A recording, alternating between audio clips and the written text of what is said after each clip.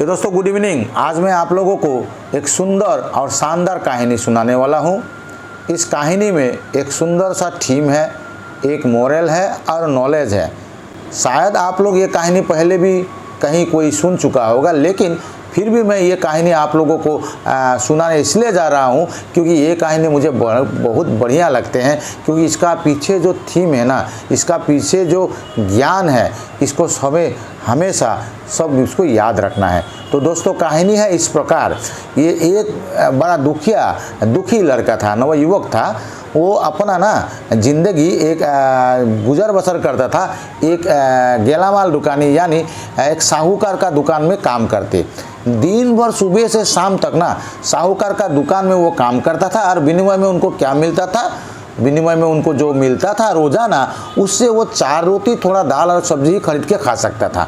और वो लड़का क्या करता था, उसी से शाम को ना वो चावल दाल रोटी खरीद के बना के 4 रोटी थोड़ा दाल चावल बना लेता था और 2 रोटी दाल सब्जी खा के सो जाता था। 2 रोटी सुबह के लिए बचाता था, क्योंकि सुबह ना उसको ड्यूटी जल्दी जाना होता है। तो उसी बासी रोटी को ही बेचारा क्या करे, गरीब है ना, उसको गर्म करके थोड़ा दाल के साथ खा के वो अपना कर्मस्थल ही जाता था।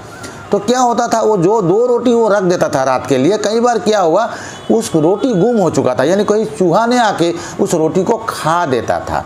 तो बेचारा इतना दुखी हो गया कि 4 रोटी में 2 रोटी खा के छोटा है, 2 रोटी सुबह के लिए बचाता है, वो भी उसको खाने को नहीं मिलता। और वो बिना खाए ही खाली पेट साहूकार का दुकान में परिश्रम करता था।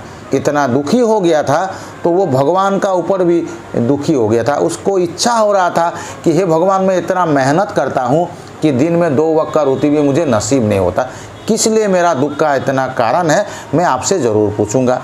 यही सोच के वो लड़का ना हमेशा सोचता कि कोई सन्यासी आए, तपस्वी आए, उनको बताए कि भगवान कहाँ रहता है और उनका दुख का कारण वो पूछे। तो एक ही दिन साहूकार का दुकान में वैसा ही एक तपस्वी पहुंच गया। बड़ा संत था, देखने में सन्यासी और बड़ा ज्ञानी लग रहा था। तो वो लड़का ने, दुखी लड़का ने उस सन्यासी को अपना दुख बता ही दिया। तब सन्यासी ने बोला, बेटा, हर एक का जीवन में सुख नहीं दुख ज़्यादा होता है, लेकिन फिर भी तेरा दुख ज़्यादा है। तो भगवान को पूछना चाहते हो तो भगवान को तो ऐसे सब कोई नहीं मिल सकता, लेकिन अभी भगवान गौतम बुद्ध है जो 2 पहाड़ 2 नदी पार होने का बाद, 2 पहाड़ 1 नदी पार होने का बाद तुमको मिल सकता है। तुम जाके उसको प्रश्न पूछ सकते हो और तेरा प्रश्न का जवाब वही एकमात्र दे सकता है। ऐसे बोल के जब साधु तथास्तु बोल के लड़का को आशीर्वाद दे के चला गया, तो उस लड़का ने क्या मालूम है, साहूकार का सारा बात बता दिया। और साहूकार का नौकरी कुछ दिन के लिए छुट्टी मांग के वो अपना बोरिया बिस्तर बांध के उस भगवान का खोजने निकला जिस भगवान को अपना क्वेश्चन का आंसर पूछेगा। वो इतना दुखी क्यों है, उसका जीवन में इतना दुख क्यों है। तो वो क्या है, पहुँचते चलते शाम को अंधेरा हो गया। और शाम को जब अंधेरा हो गया और जंगल का रास्ता था वो डर गया कि उनको जात को जंगल में उसको जानवर ना खा दे। तो एक वो बसेरा ढूंढ रहा था, घर ढूंढ रहा था। तो दूर से एक थोड़ा उजाला दिखा और एक घर दिखा। तो वह घर में वो पहुंच गया और दरवाज़ा नॉक करने लगा। जब दरवाज़ा नॉक किया तो एक बूढ़ा आदमी आके दरवाज़ा खोल दिया और बोला कि बेटा, तुम कौन हो और इतना शाम को यहाँ किस लिए आए हो। तो वो लड़का ने सौदागर को सारा कुछ बताया और बोला कि मैं रात को आपका घर में रहना चाहता हूँ ताकि जंतु जानवर मुझे खा ना ले, तो आप मुझे आश्रय देगा क्या। तो सौदागर ने बोला, तेरा दुख और मेरा दुख भी है, तू मेरा घर में खा पी के आज रात को रह जा, लेकिन तू ना, मेरा भी एक दुख है जो मुझे खाए जा रहा है। उस दुख का जो क्वेश्चन है, निवारण है, उसको तुम भगवान का पास जा ही रहे हो। अगर भगवान को मिले तो तू क्या करना ना, मेरा प्रश्न का उत्तर भी पूछ लेना। तो उस नवयुवक दुखी धनीराम ने उस सौदागर को पूछा कि सौदागर जी, देखने में तो आपको बहुत धनी लग रहा है, सारा कुछ है, तो आपका दुख का कारण क्या है। तो सौदागर ने बोला, मेरा तो वैसे सारा कुछ है, लेकिन एक ही बेटी है जिस बेटी ने कुछ दिन से खाना पीना छोड़ दिया और हंसना उठना छोड़ दिया, खेलना कूदना छोड़ दिया। पूछता हूँ तो बताता कुछ नहीं और उसको माँ को मैं बहुत पहले ही खो चुका हूँ। इसी दुख से मैं खाए जा रहा हूँ। तुम अगर भगवान के पास जा रहे हो तो किस तरीके से मेरा बेटी सुखी हो जाए, उस प्रश्नों का उत्तर पूछ के आना बेटा। ऐसा बोलने के बाद वो दोनों चारों आदमी सो गया और सुबह वो नाश्ता पानी करा के उस नवयुवक को यानी धनीराम को फिर आगे बढ़ने के लिए छोड़ दिया। इस बार धनीराम आगे बढ़ रहा है, पैदल जा के पहाड़ पर्वत पार होने के बाद एक अतैव पहाड़, इतना ऊंचा पहाड़ कि देख के डर गया। तो उसने सोचा ये पहाड़ मैं कब चढ़ूंगा और कब भगवान का पास यानी गौतम बुद्ध का पास पहुंचूंगा। ये सोच के मन में दुखी हो गया। इतना दुखी हो रहा था, तुरंत देखा एक तांत्रिक जैसा सन्यासी आके उसका सामने खड़ा हो गया। एकदम बड़ा बड़ा जटाधारी बाल था, हाथ में त्रिशूल था, झड़ी था और बहुत कुछ मणिमुक्ता पहन रहा था। उस तांत्रिक ने उस बेटा को बोला कि बेटा तेरा नाम क्या है, कौन हो, मुझे मालूम नहीं, तेरे को यहाँ नया देखा, तू किस लिए आए हो और किस लिए पर्वत को देख के दुखी हो रहे हो। तो उस धनीराम ने उस तांत्रिक को बोला सारा कहानी और बोला कि मैं भगवान को भेंट करने जा रहा हूँ और भगवान को पूछने जा रहे हैं, भगवान मेरा दुख में जीवन में इतना दुख क्यों है कि 2 वक्त का रोटी मुझे नहीं मिलता इतना मेहनत करने के बाद। ये प्रश्न उत्तर पूछने के लिए भगवान का पास जा रहा हूँ। जो ये पर्वत पार करने के बाद नदी मिलेगा, नदी के बाद ही शायद उनका बसेरा यानी जहाँ भगवान रहता है मिलेगा। तब उस तांत्रिक ने बोला अरे बेटा ये तो मेरा 1 उंगली का बात है, तेरे को ये झड़ी से मैं एक ही बार में इस पर्वत को उस पार पहुंचा दूंगा, लेकिन मेरा भी एक क्वेश्चन है, मेरा भी एक मन में दुख है बेटा। बोले क्या दुख है, लड़का ने पूछा। तो तांत्रिक ने बोला मेरा पास सब कुछ है, ये जादुई झड़ी है, पावर है, शक्ति है, सब कुछ है, लेकिन फिर भी मेरा मन में दुख है, सुख नहीं, मोक्ष प्राप्त नहीं हो रहा है। मेरा सारा कुछ दोष रहा नहीं, लेकिन मैं अकेला जिंदा हूँ, तो मुझे मोक्ष चाहिए। मुझे कैसे मोक्ष मिलेगा, तुम जाके भगवान को पूछना और आके मुझे बताना। ऐसे बोल के उन्होंने झड़ी से एक ही बार घुमा के उस लड़का को पर्वत से उस तरफ पार कर दिया। जब लड़का पर्वत का उस तरफ पहुंचा तो थोड़े ही दूर पैदल जाने का बाद उन्होंने देखा कि एक बड़ा सा नदी है। तो नदी देख के लड़का फिर से दुखी हो गया, क्योंकि पर्वत तो तांत्रिक ने पार कर दिया, तांत्रिक तो वहाँ रुक गया, अभी नदी आ गया। नदी में मैं कैसे पार होऊंगा, नदी का उस तरफ भगवान है, मैं क्वेश्चन पूछना है, अभी नदी कैसे पार होऊंगा, और नदी में स्विमिंग मुझे आता भी नहीं। इस तरीके का सोच के जब दुखी होने लगा तो देखा एक कछुआ धीरे से आके उसका पैर का सामने रुक गया। तो कछुआ ने लड़का को पूछा बेटा कौन हो, कहाँ से हो, नया देखा हूँ, वही प्रश्न जो तांत्रिक ने पूछा था।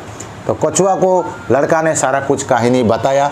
बताने का बाद बोला कि तू अगर मुझे नदी पार कर देते हो तो मैं भगवान को मिल सकता हूँ, अपना क्वेश्चन का आंसर ढूंढ सकता हूँ और मैं दुखी होने का कारण उनको पूछ के सुखी हो सकता हूँ। तब कछुआ ने बोला अगर बेटा तू उनका पास जा ही रहे हो तो मेरा भी एक बहुत बड़ा दुख है। तो कछुआ को युवक ने बोला आपका भी दुख? बोले क्या दुख?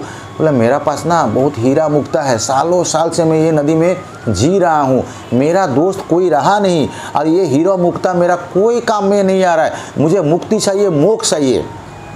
तो मुझे तुम ये प्रश्न का उत्तर भगवान को पूछ के आके बताना ताकि मैं मुक्ति प्राप्त कर सकूँ, मोक्ष प्राप्त कर सकूँ, ईश्वर का घर जा सकूँ। ठीक है ना बेटा, इसे पूछोगे ना? तो लड़का ने बोला कोई बात नहीं, आपका भी क्वेश्चन का आंसर मैं भगवान को पूछ ही लेंगे। ऐसे बोल के जब कछुआ का गोदी में वो बैठ गया और कछुआ ने क्या किया, उनको तैरते तैरते तैरते तैरते नदी का उस तरफ पहुंचा दिया जहां उस तरफ भगवान गौतम बुद्ध का आश्रम था। अभी लड़का तैरते पैदल चलते चलते चलते चलते गौतम बुद्ध जी का आश्रम पहुंच गए। पहुंचते ही उसका शिष्य ने यानी गौतम बुद्ध भगवान के शिष्य ने पकड़ लिया, बोला कि कहाँ से आए हो, कैसे आए हो? तो लड़का ने बोला मैं ऐसे ऐसे आया हूँ, मेरा मन में बहुत दुख है, इस दुख का कारण मैं पूछने आया हूँ कि इतना मेहनत करने के बाद, कोई पाप नहीं करने के बाद मुझे दिन में 2 वक्त का रोटी क्यों नहीं मिलता? ये क्वेश्चन का आंसर, ये प्रश्न का उत्तर भगवान ही दे सकते हैं। किसी सन्यासी ने बोला कि गौतम बुद्ध भगवान दे सकते हैं जो अभी भी यहाँ है। तो मैं भगवान से मिलना चाहता हूँ और प्रश्न का निवारण चाहता हूँ, उत्तर चाहता हूँ, ताकि मेरा दुख का कारण वो बता दे और मैं सुखी हो जाऊँ।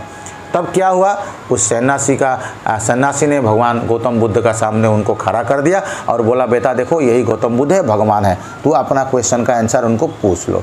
उस समय गौतम बुद्ध मंत्रमुग्ध था, आँख बंद था, ध्यान में था, लेकिन जब उस लड़का ने उनको स्मरण किया, उन्होंने आँख खोला और खोल के हंसी मुख से उसको बोला कि बेटा तू किस लिए यहाँ आए हो, मैं सारा कुछ जान चुका हूँ, लेकिन तेरे को मैं 3 प्रश्न का उत्तर ही दूंगा, 6ठा प्रश्न उधर पूछोगी मैं दूंगा नहीं, इसलिए तेरा पास यही ऑप्शन है कि तुम 3 प्रश्न का उत्तर ही मेरे से मांगना और 3 प्रश्न का उत्तर ही मैं तेरे को देने वाला हूँ। तो अभी पूछना शुरू कर दे। तब लड़का ने सोचा हे भगवान, मैं मिला पहले सौदागर जिसने खाना पीना खिलाया, रात को मुझे रखा, उसका दुख। उसका बाद जो तांत्रिक जिन्होंने मुझे पहाड़ पार कर दिया, नहीं तो मैं यहाँ आ नहीं सकता था, उनका दुख।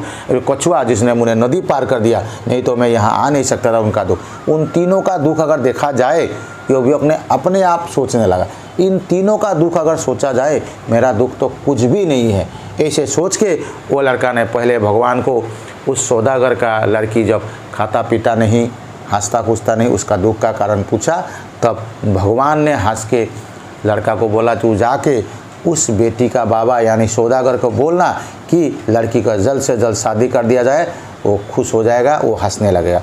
उसका बाद वो तांत्रिक को जाके बोलना कि तू जो इतना माया पाल के रखो इस जादू का जड़ी, इस जादू का जड़ी पाने के लिए तूने बहुत कुछ किया है, इसलिए उसको छोड़ नहीं पा रहे हो। उस जादू का जड़ी का माया में ही तुझे मुक्ति नहीं मिल रहा है, या जादू का जड़ी किसी को दे दो या कि फेंक दो, तब जाके उसको मुक्ति मिलेगा। तांत्रिक को जाके ये बताना।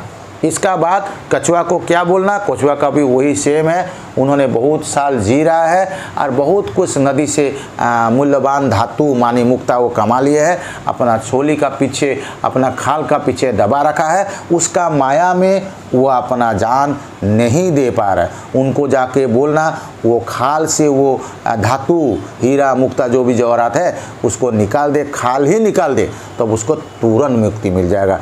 इतना बोल के भगवान गौतम बुद्ध फिर से मौन हो गया और आंखें बंद करने लगा। इस बार लड़का खड़ा ही रहा क्योंकि उनका जो क्वेश्चन पूछ ही नहीं पाया। तब सन्यासी ने बोला कि बेटा तेरा 3 क्वेश्चन का आंसर भगवान ने दे दिया, उनका पास उतना टाइम नहीं, अभी तुम जा सकते हो। तब लड़का दुखी होकर चला गया, लेकिन मन ही मन सोचा कि ठीक है, 3 आदमी का मैं दुख निवारण करके आया हूँ, तो मेरे में इतना में ही मुझे खुशी मिल सकता है। तब जाके पहले नदी पर पहुँचा, कछुआ को बताया कि कछुआ महाराज आप जो खाल पहने हो उस खाल का नीचे जो दबा के रखे हो उसको छोड़ दो, खाल को खोल दो, आपको तुरंत मुक्ति मिल जाए, भगवान ने बोला। तब क्या किया कछुआ ने, तुरंत उसका खाल को निकाल लिया, वहाँ का जो मानी मुक्ता था हाथ में ले लिया। बोला बेटा ये बहुत मेहनत से, बहुत साल का मेरा मेहनत से ये कमाया था, इसलिए मैं इसको फेंक नहीं सकता, तू ही ले लो। ऐसे बोल के उस नवयुवक को वो मूल्यवान धातु दे के कछुआ मुक्ति प्राप्त हो गया। इसका बाद धीरे धीरे चलते क्या हुआ, वो युवक पहुंच गया उसका पास, वो तांत्रिक का पास। वो पहाड़ में तांत्रिक ना बड़ा अधैर्य से रुका हुआ था, क्योंकि उनका क्वेश्चन का आंसर ना लड़का ला रहा है, उसको मुक्ति नहीं हो रहा है, बहुत परेशान है वो। उनका साथी कोई रहा नहीं, वो अकेला पहाड़ में जिंदा रहा। तब जब लड़का को देख लिया वो बड़ा खुशी हो गया और दौड़ के आए के पूछा कि बेटा तू भगवान को मिला? तो लड़का ने बोला हाँ तांत्रिक जी मैं भगवान को मिला और आपका क्वेश्चन का भी आंसर पूछ लिया। उन्होंने बताया आप जो ये जादू का झड़ी हाथ में लेके रखे हो उसको कमाने में बहुत दिन लगा, उससे आप कुछ भी कर सकते हो और उसी को छोड़ने का माया से आप अपना जीवन नहीं छोड़ रहे हो, आपको साथी सब छोड़ के चला गया, आप दुखी हो। प्रभु ने बोला इस जादू का झड़ी को आप फेंक दो, इधर किसी को दे दो, तब आपको तुरंत मुक्ति मिल सकता है। तब तांत्रिक ने बोला अरे लड़का इसको कमाने में ना मुझे बहुत मेहनत हुआ, बहुत कुछ मैं करना पड़ा, तो इसको मैं तो फेंक नहीं सकता, लेकिन इसको तुझे मैं दे सकता हूँ, बेटा तुम इसको यूज़ करके सुखी रहना। तांत्रिक ने उस जादू का झड़ी उस नवयुवक को दे दिया और वो मुक्ति प्राप्त हो गया। अभी वो लड़का वो हीरा मुक्ता और जादू का जड़ी लेके धीरे धीरे वहीं पहुंचा जहां सौदागर जिसमें आके वो रात को रहा था, और सौदागर का खास प्रश्नों का उत्तर मांगने भगवान के पास गया था। जब सौदागर का पास पहुंचा वही शाम हो चुका था। सौदागर बड़ा उतरावल से उनके लिए रुक रहा था और उनको देख के बड़ा खुशी हो गया था कि उनका बेटी का दुख का कारण ये लड़का जरूर लाया होगा। तब लड़का को खाना पीना खिलाने के बाद बोला कि बेटा तूने भगवान को मिल लिया? बोला हाँ मिल लिया। तो तूने मेरा क्वेश्चन का आंसर पूछा?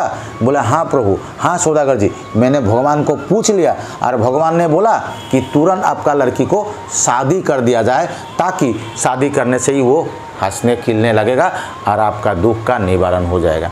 तुरंत सौदागर ने बोला तो अगर उनको मैं शादी कराना ही है, मेरा अजस्त्र प्रॉपर्टी है, तेरा जैसा सुंदर लड़का कहीं मिलेगा नहीं, क्योंकि तू भगवान को मिल के आए हो, उस गौतम बुद्ध को मिल के आए हो जो हजारों लाखों साल भी तपस्या करके मिलते नहीं, उस भगवान को मिल के आए हो और मेरा दुख का निवारण करके आए हो।